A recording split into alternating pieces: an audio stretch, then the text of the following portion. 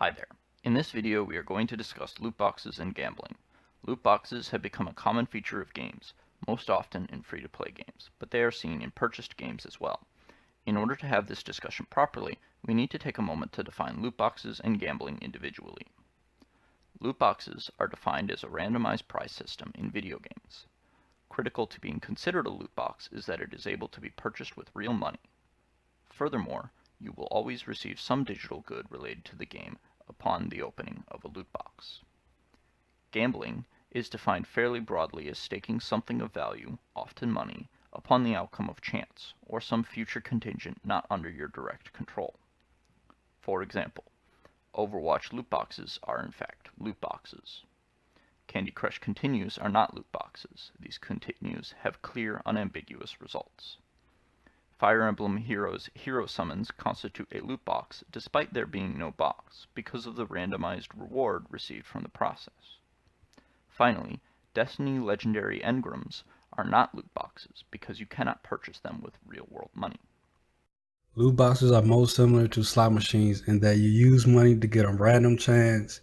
In the case of loot boxes, at a digital item. In the case of loot and slot machines, more money.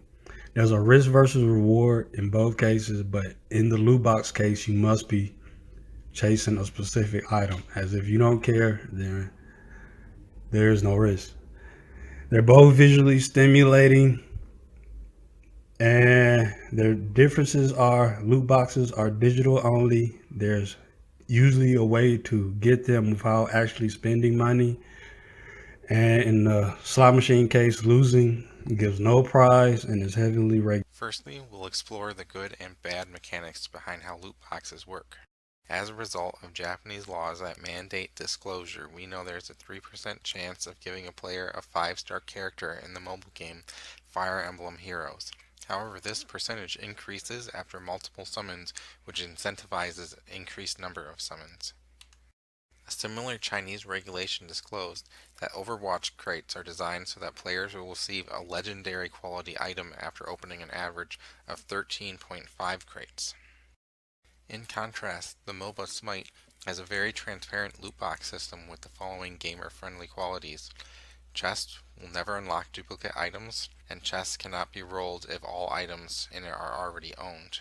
The second main factor is the cost and revenue that loot boxes generate.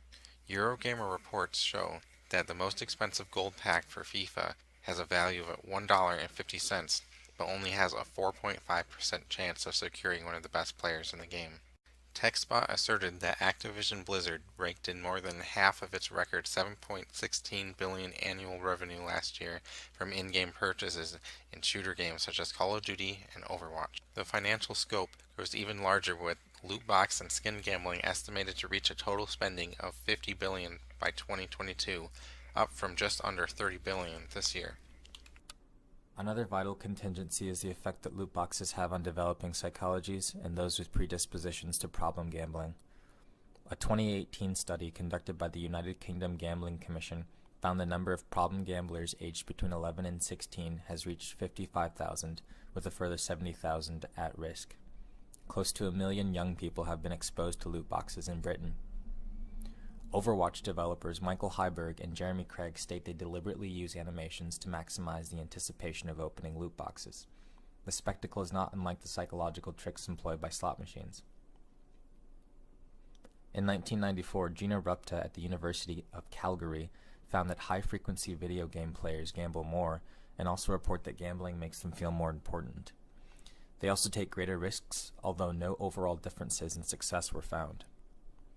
A 2018 publication in the journal Nature analyzed 22 games which featured loot boxes and concluded that loot box systems share important structural and psychological similarities with gambling.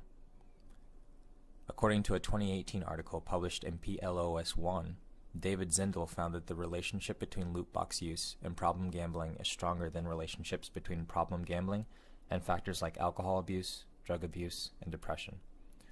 Also noted was that the relationship between loot boxes and problem gambling may be both caused by and the cause of the problem, serving as a gateway to addiction. The Entertainment Software Rating Board does not distinguish loot boxes as gambling because players are always guaranteed to receive in-game content. However, they may be using an academic distinction to avoid acknowledging the issue. This bias towards ruling in favor of loot boxes is to be expected as the organization was founded to protect the business interests of game publishers. This, however, did not stop loot boxes from being banned in Belgium and the Netherlands. Belgium ruled that any loot boxes that can be paid for with real money constituted a form of gambling, while the Netherlands ruled that any loot boxes whose contents can be redeemed for real-world money to be a form of gambling. In the U.S., currently only Washington and Hawaii have bills in motion to rule on the regulatory status of loot boxes. There are a number of arguments in favor of loot boxes. Publishers claim that because development costs of top games rival Hollywood summer blockbusters, selling post-release digital content is needed to make up costs. Development studios fix bugs, release patches, and periodically create novel content, making games more of a service than standalone product. Loot boxes provide a stream of income, increasing stability for profits. EA justified the contentious use of loot boxes in Battlefront 2 by stating that a player's ability to succeed in the game is not dependent on purchasing crates. Players can also earn crates through playing the game and not spending any money at all. To reiterate the ESRB's position, loot boxes are not a form of gambling as players are always guaranteed to receive in-game content. In conclusion, the previous arguments have shown the unregulated use of loot boxes for children can lead to undesirable effects. By increasing awareness and dialogue around this issue, parents and legislative representatives can make their own informative decisions.